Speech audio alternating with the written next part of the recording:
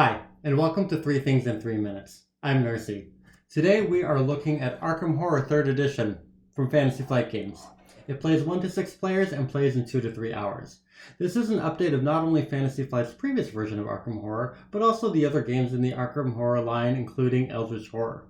This is a cooperative game with 4 specific scenarios in which you play as a group of investigators moving around a modular map, obtaining items, fighting monsters, and ultimately trying to find clues and accomplish a series of tasks to prevent doom from being added and awakening a Lovecraftian ancient horror.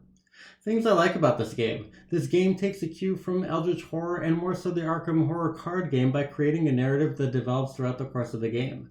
Many of the cards that come out throughout the game are specific to the scenario and play to some aspects of the story. And especially the first time you go through the scenario, you're trying to solve the mystery of what to do and how to go about it, and that's a lot of fun. The game also simplifies some of the aspects of the previous Arkham Horror, and even more so than Eldritch Horror did. For example, gates, traveling to other worlds, and monster trophies are replaced by encounter and anomaly cards and remnant tokens. This is a good direction for a game series that had a lot of moving parts, and in a way, this version seems as much a progression of Eldritch Horror and the Arkham Horror card game as it does Arkham Horror 2nd Edition.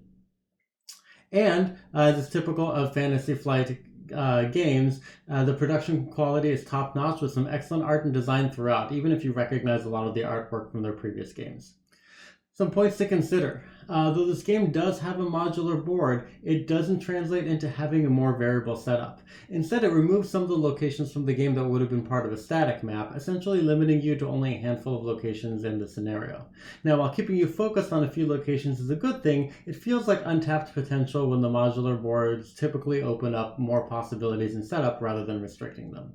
And also, while this version of Arkham Horror does simplify a number of aspects from the previous version, there are a ton of components. This means you'll need a lot of table space, and it takes up a fair amount of time to set up, sort, and clean up the game. And like the Arkham Horror card game, it uses drawing cardboard tokens out of a bag as a main way to randomize and adjust what happens in the game. So whether you like it or not, this is becoming a staple of the Arkham Horror games.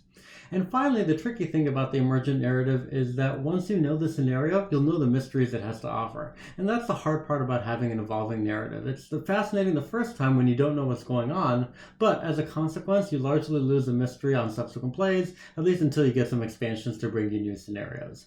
So, in summary, it is an updated version of Arkham Horror that makes some great strides in streamlining the game. The emergent narrative mystery of the scenarios is a lot of fun, at least on your initial plays, but it still has a lot of components, so it has a heavy setup and a big footprint.